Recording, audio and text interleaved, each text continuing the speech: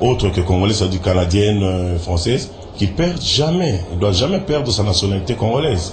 Nous avons demandé le droit de vote pour les Congolais de l'étranger.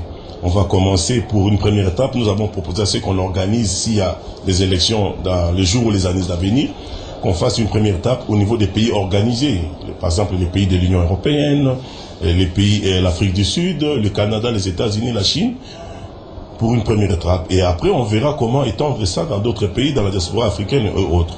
Nous avons demandé, au lieu d'imposer aux Congolais de n'importer que des voitures de pas plus de 10 ans de fabrication, nous avons demandé que le gouvernement mette beaucoup plus l'accent sur le contrôle technique.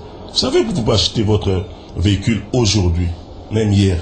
Il y a aussi comment on appelle, des défauts de fabrication. Donc il faut mettre beaucoup plus l'accent sur le contrôle technique. Un véhicule acheté en Europe ou partout doit d'abord subir le contrôle technique avant son embarquement.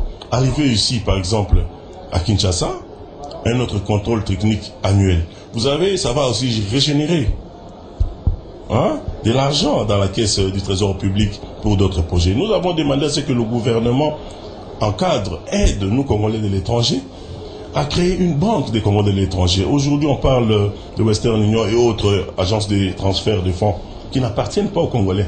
Si aujourd'hui, nous Congolais, nous avons notre banque à nous, nous allons orienter les transferts vers cette banque et les profits de cette banque vont profiter pour des projets de développement dans notre pays.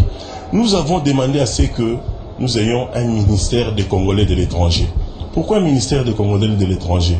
Pour d'abord recenser vos frères et sœurs qui se trouvent à l'extérieur du pays. On estime à plus de 7 millions, mais il faut qu'on identifie le nôtre partout où il se trouve pour organiser des états généraux. La cohésion, ce qu'on cherche à travers les concertations, ne doit pas seulement être la cohésion au niveau interne. Il y a aussi des sérieux problèmes au niveau de la diaspora congolaise.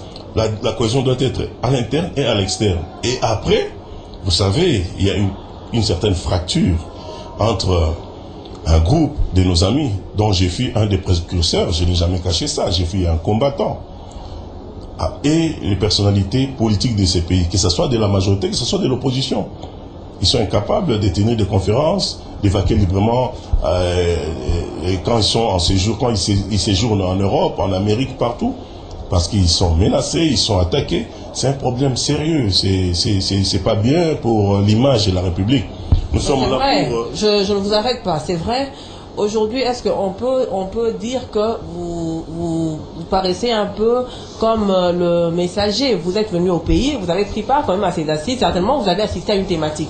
Mais il y a aussi vos collègues de la diaspora qui ont assisté à d'autres thématiques. Ils se sont fait un peu une image de la vie du pays. Est-ce qu'on peut compter sur vous qu'à votre retour, peut-être vous allez porter le message, peut-être un manque d'information, comme vous le dites, pourquoi ils agissent comme ça?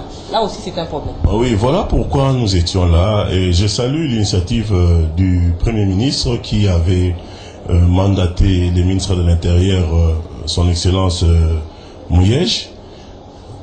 À côté du Mouyej, il y avait son Excellence Marcelin Chichambo, il y avait le ministre de l'Économie, le ministre du Genre, Madame Honorable Inagozi, il y avait le DG de la DGM, M. François Béa, il y avait l'honorable sénateur Cheikh Kitundu, ils étaient là, ils avaient organisé une soirée où ils ont invité la diaspora présente aux concertations.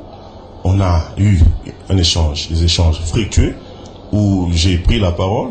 J'ai essayé de dire un à un c'est quoi le problème et j'ai demandé à ce qu'on trouve des voies et moyens afin de décrisper cette situation. C'est une crise profonde. Cette fracture, il faut chercher à reconfectionner cette unité qu'il y avait entre nos autorités. Et donc ce sont des choses qu'on ne peut pas dire forcément en public, mais il faut mettre des mécanismes. Nous sommes là pour aider la République de manière à ce que cette cohésion soit réellement inclusive. Ces concertations soient réellement sincères. C'était ça notre objectif. Nous sommes désolés de constater que les seules autorités du monde, quand ils voyagent, permettez-moi, ils se cachent, ce sont les nôtres. Alors nous ne voulons plus de ça. Voilà pourquoi nous sommes là. Qu'ils nous donnent confiance, qu'ils aient confiance en nous. C'est pas facile. Vous savez même se retrouver ici. Certains de vos collègues, mes amis combattants disent non, tu es venu là-bas, tu traites, tu es collabo. Donc il arrive à un certain moment de la vie de prendre des grandes décisions, de savoir faire des concessions, de manière à aider son pays et à aider ses frères et sœurs restés à l'extérieur du pays.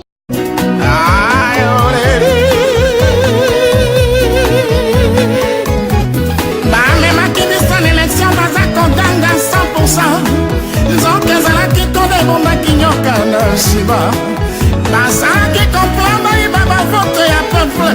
Oh, babosana kiloba kwa Nzambe ezala Congo. Lelo sekele nyonso ebombamaki ebimeli banda ya chichie kambaba na Congo. Mboka na yo, mboka na yo, ayo.